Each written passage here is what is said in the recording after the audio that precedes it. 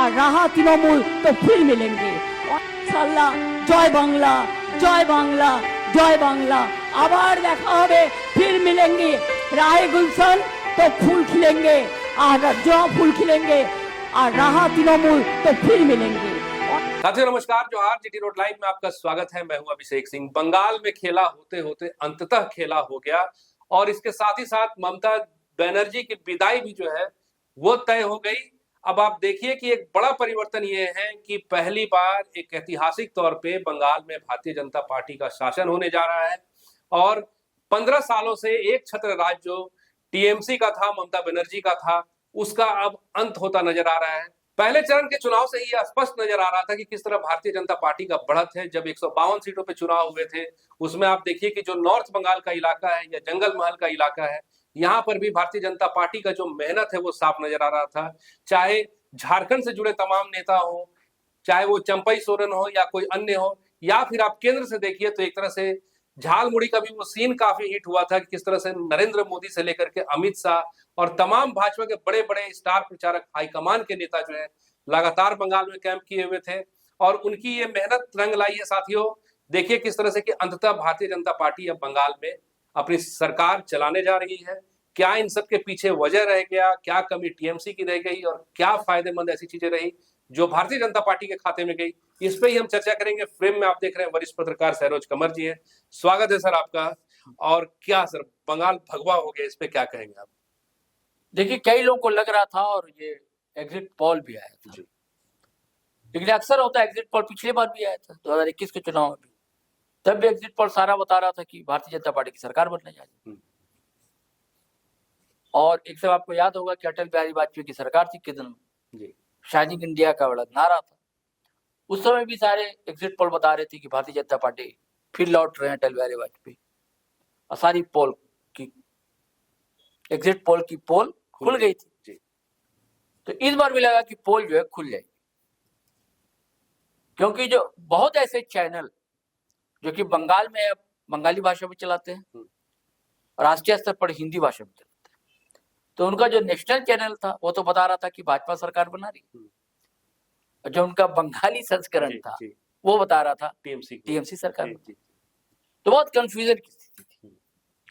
लेकिन चुनाव के दौरान ये तो लग रहा था कि मुकाबला जो है बहुत ही कांटों का है, कांटों भरा। लेकिन मैं अपनी बात करूं तो मुझे लग रहा था कि अंततः टीएमसी सरकार बना ली। काफी बहस भी हुई थी सर हमारी आपकी इसको लेके जी, कि सरकार अंततः बना लेगी, सीटों का कुछ हेरफेर हो सकता है, लेकिन टीएमसी सरकार बना लेगी। लेकिन जैसे परिणाम है तो ऐसा नहीं लग रहा था कि ऐसे परिणाम जी इस हद तक बढ़त भारतीय जनता पार्टी की होगी। अब कई कारण है। एक तो महत्वपूर्ण ये कि जो सरकार के खिलाफ एक हवा रहती है, एंटी इनकम्बेंसी जिसे कहा जाता है ना, वो तो थी। 15 साल सरकार चली है ममता बनर्जी की। कोई भी सरकार हो, किसी की सरकार हो, एक कोने में नाराजगी तो सरकार के प्रति होती है। अब उसको कैसे मेंटेन किया जाता है, सरकार चाहती है, कोशिश करती है। तो ममता बनर्जी ने कोशिशें की। ममता बनर्जी के पास प्लस पॉइंट कई था कि कई तरह की योजनाएं वो चला। घोषणा पत्र देख लीजिए सर, उनका जो था उसमें 10-12 चीजें थी। हाँ, 10 नहीं, घोषणा पत्र तो अलग होता है। वो घोषणा पत्र पर का कोई निभाता बता है नहीं। घोषणा पत्र में तो क्या पीएम मोदी ने दिल्ली में घोषणा की थी कि 8 मार्च महिला दिवस से आपके अकाउंट में 2500 रुपए हर महीना के जाएंगे, आज तक नहीं किया है ना। वो चुनावी वादे ये रहते हैं। जो किया उन्होंने, कई ऐसी योजनाएं थी जैसे लक्ष्मी करके भंडार और भी कई योजनाएं।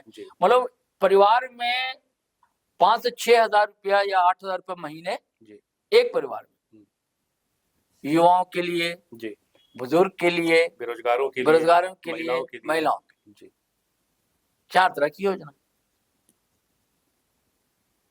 अब इनको बिहार वाला लाभ नहीं मिला, असम वाला लाभ नहीं मिला कि चुनाव के दौरान ये अकाउंट में पैसा डाल सके। जी, चुनाव आयोग ने लगा दी यहाँ बंदिशें। चुनाव आयोग ने वहां बिहार में बंदिश नहीं लगाई। आपने देखा कि एक दिन बाद घोषणा भी हुई, असम में नहीं लगाया बंदिश, चुनाव आयोग पर सवालिया निशान खड़ा क्यों होता है? इन्हीं सब कारण से खड़ा होता है। लेवल प्लेइंग फील्ड जिसे कहते हैं ना, समान अवसर नहीं देता।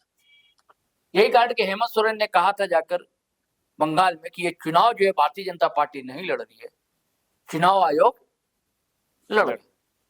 तो वो पैसा नहीं जा पाया कि योजना का था, महिलाओं के बीच ये संदेश था। और मैंने एक सेशन में कहा था कि शहरी महिलाएं तो जा रही हैं भाजपा की तरफ, लेकिन गांव की जो महिलाएं, हाँ, अगर उन तक अगर मैसेज जाता है तो वो अभी भी इंटैक्ट है टीएमसी के साथ, टीएमसी की तरफ। लेकिन इस बार मुझे लग रहा कि जब भारतीय जनता पार्टी ने घोषणा की कि हम 3,000 देंगे महिलाओं को, तो ये मैसेज, क्योंकि जो ग्रामीण क्षेत्र का जो था एसटी एससी, वहां खास करके आपको बता रहा हूं कि एसटी एससी पहले से भी बीजेपी का वोटर वहां रहा,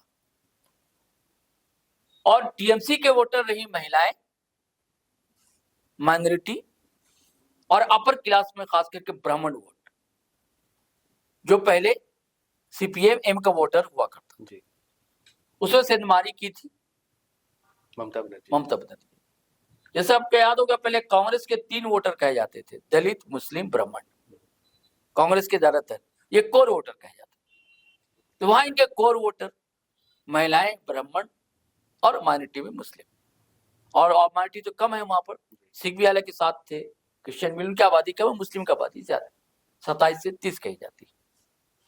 ये था। हाँ, उसमें हुआ क्या कि जो नाम कटे लाखों नाम कटे। जैसे मैं 2 जगह के उदाहरण दे रहा हूँ, अभी आंकड़े याद आ रहे हैं। मुर्शिदाबाद संभवतः नहीं, यहाँ के आंकड़े मुझे याद आ रहे हैं। ये जहाँ वो फैक्ट्री लग रही थी नैनो वाली, अच्छा, नंदीग्राम वगैरह, सिंगूर, नंदीग्राम, उधर 25% है मुस्लिम आबादी, लेकिन उनके वोटर से नाम कितना कटे जानते हैं? 90%। 90% नाम ही कट गए। भवानीपुर, जहां से चुनाव लड़ रही थी, 98% मुस्लिम वोट कटे। 98 जी, 98% मुस्लिम। ये 2 जगह का भी मुझे आंकड़े याद है। तो ऐसे कई जगह जो वोटर थे, जो वोटर माने जाते थे टीएमसी के, तो वो गए। तो उसका भी फायदा जो है भाजपा की तरफ वो प्लस हुआ जी, टीएमसी की तरफ। ऐसी चर्चा उठ रही है सर, हाँ, इस बार जो मुस्लिम वोट है, हाँ, एक मुस्त टीएमसी का था, जैसा हाँ, आप कह भी रहे हैं, हाँ, इसमें भी कुछ बिखराव देखने नहीं, वैसा बिखराव नहीं, गलत बात है, गलत सूचना है जी, वो प्रोपेगेंडा है जी। बिखराव होता तो जीत कर आ जाते जी। कुछ सीटों पर दिखा, जैसे जहां पर हुमायूं कबीर वगैरह, हाँ ना, या नौशाद सिद्दीकी थे, कुछ सीटों पर दिखा। बहुत ज्यादा फर्क जो है नहीं पड़ा। कुछ 1-2 सीट पर पड़ने से, अब जैसे अब एक सीट का तो परिणाम ही नहीं आया, अभी 21 मई को फिर से वोटिंग जी। डायमंड हार्बर का, हाँ, एक सीट है, क्या तो नाम है, फाल्टा या फाल्टा ऐसे करके नाम, 21 मई को। तो 1-8 सीट, 1-2 सीट के माने नहीं रखता, तो वो पूरी तरह इंटैक्ट था।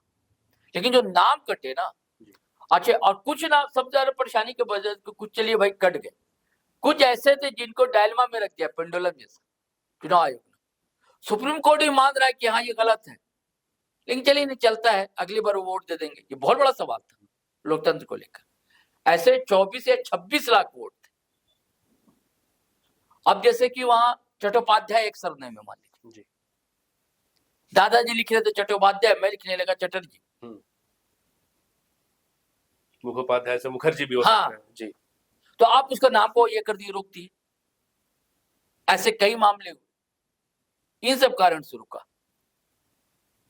तो इनको भी मौका नहीं मिला वोट देने का, जबकि लोकतंत्र में एक वोट की कीमत होती है जी। नहीं मिला। कुछ लोग कह रहे कि महिला वोट मिला उस कारण से, वो जो आरक्षण का था कि 33%, हाँ, ये बढ़ा करके वो। तो मुझे लगता है कि ये इतना नहीं, कि आम पब्लिक को ये समझ में नहीं आता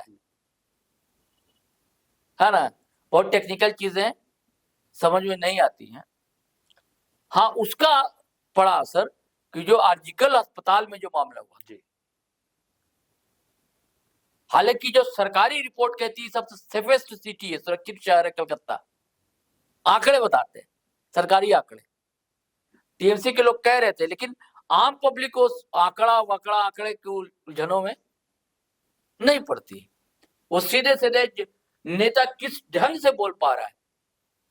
हालांकि महिलाओं का उन्होंने बताया टीएमसी में 40% आरक्षण, उनके महिलाएं सबसे ज्यादा, विधायक लोकसभा में मेंबर महिलाएं ज्यादा, उनके स्टार कंपेनर सब महिलाएं।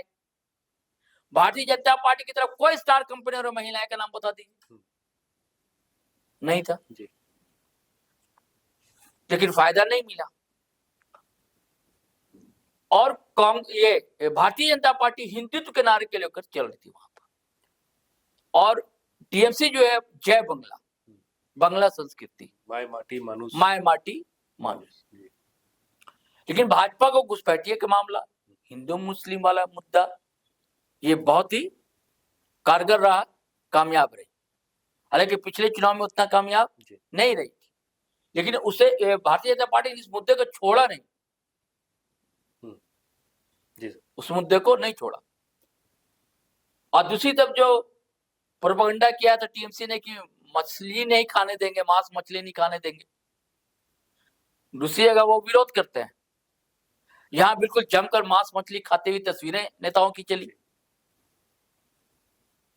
भाजपा ने अपने आप को कई तरीके से यहाँ पे बदलने की भी कोशिश की। ऐसा लग रहा था कि इनके पास बंगाली चेहरा नहीं है, लेकिन मोदी बड़े चेहरे के रूप में वहां पर आए। कहीं भी वोट मिलता है तो मोदी के नाम पर वोट भाजपा को मिलता है, और इस चुनाव ने फिर इस बात की पुष्टि की।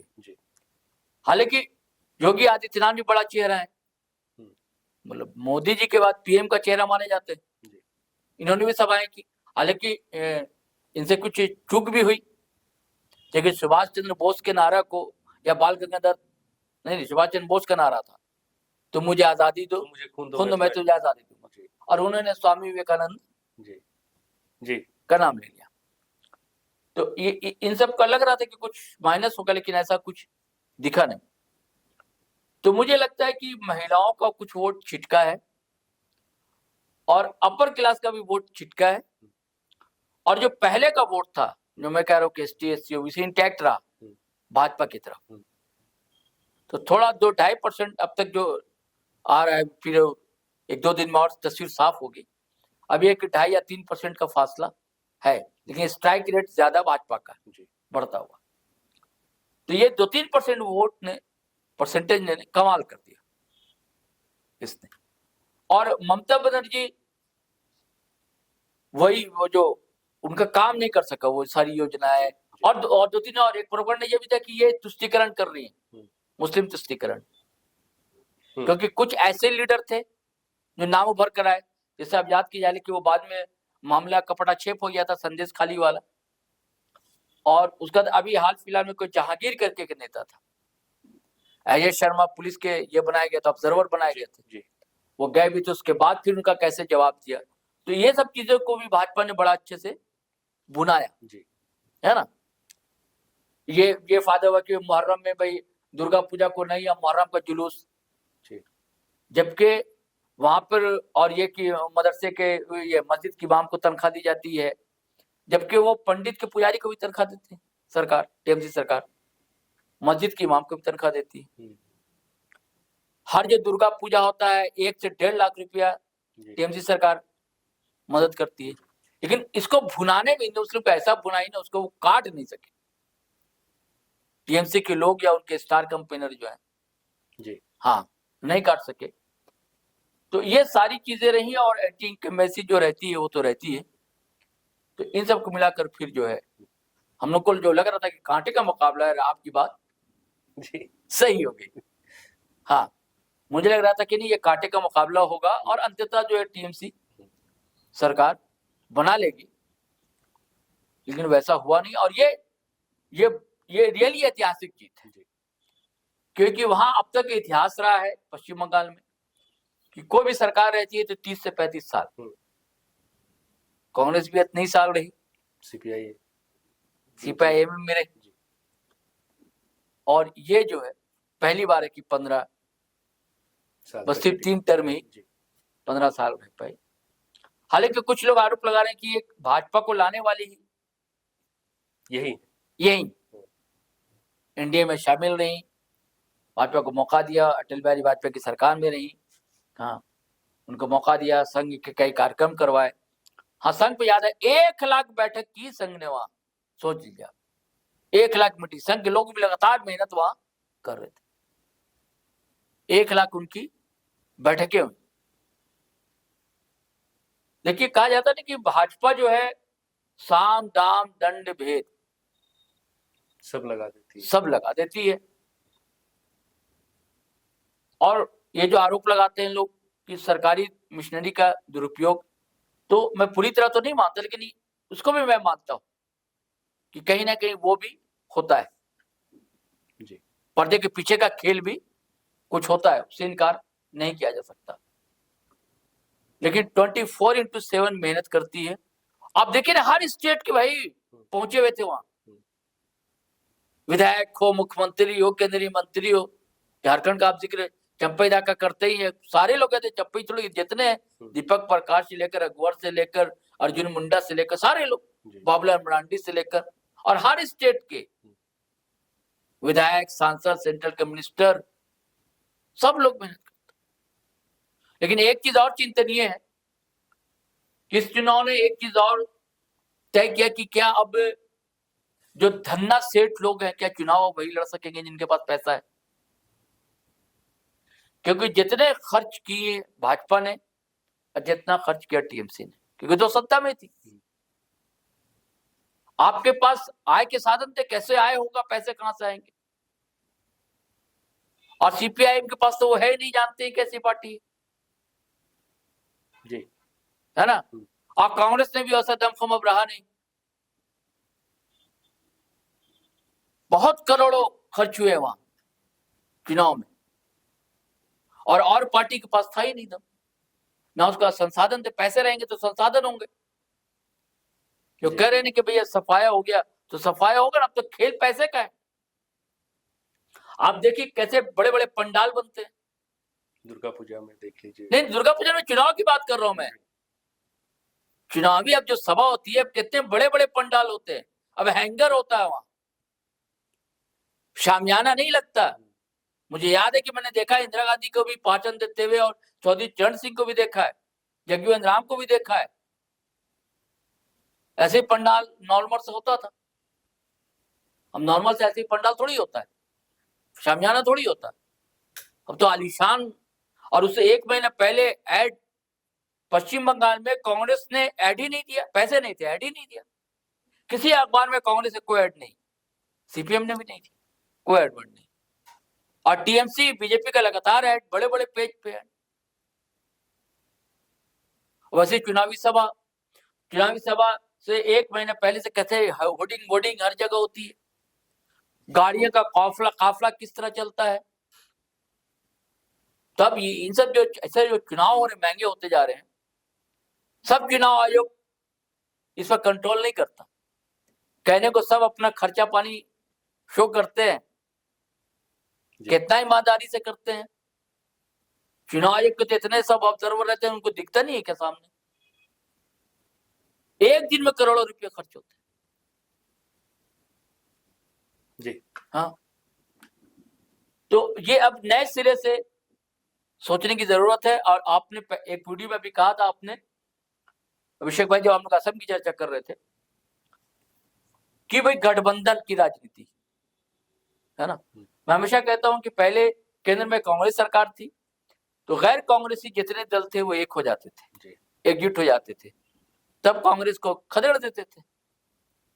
और अभी क्या हो रहा है कि भाजपा केंद्र में है, तो गैर भाजपाई दल को एकजुट होना चाहिए अगर आपको लड़ना है ईमानदारी से। तो बंगाल में आपने देखा कोई एकजुट नहीं थी, पूरा विपक्ष अपने अपने बिखरा हुआ था। असम में देख लिया आपने, बंगाल में देख लिया आप।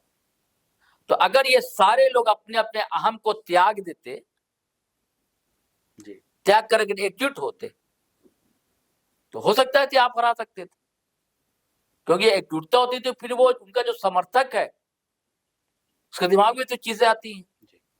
तो इसका भी नुकसान हुआ है।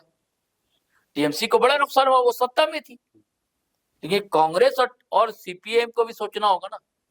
खबर आ रही कि बहुत से जो सीपीएम के जो थे कार्यकर्ता या वोटर वो शिफ्ट हो गए भाजपा में, क्योंकि इस बार ठान लिया था कि भाई इस दीदी की सरकार को हटाना। ये हुआ, वो लोग एकजुट होते तो हो सकता है, ऐसा नहीं होता। अब टीएमसी तो विश्लेषण करेगी ही, लेकिन टीएमसी की कुछ गलतियां रही उसको तो स्वीकार करना होगा टीएमसी को। अब भाजपा का जो लाइन लेंथ रहता है उसी पर चली और उसमें उसने कामयाब होकर दिखा दिया। ये तो साथियों सुना आपने, और जीत तो जीत होती है, और ये तो तय हो गया कि बंगाल में जो है वो भारतीय जनता पार्टी का शासन रहेगा। लेकिन इसके पीछे एक सवाल ये भी रह गया कि क्या अगर गठबंधन धर्म का पालन होता और उसके सभी सहयोगी दल मिलजुल कर चुनाव लड़ते तो नतीजे बदल सकते थे। साथियों आज के लिए बस इतना ही। जाते जाते आपसे वही आग्रह कि अगर आपने हमारे चैनल को सब्सक्राइब नहीं किया तो जरूर कर लीजिए, हमारे वीडियो को लाइक शेयर और कमेंट भी जरूर कीजिए। आज्ञा दीजिए, नमस्कार, जय हिंद, जय भारत।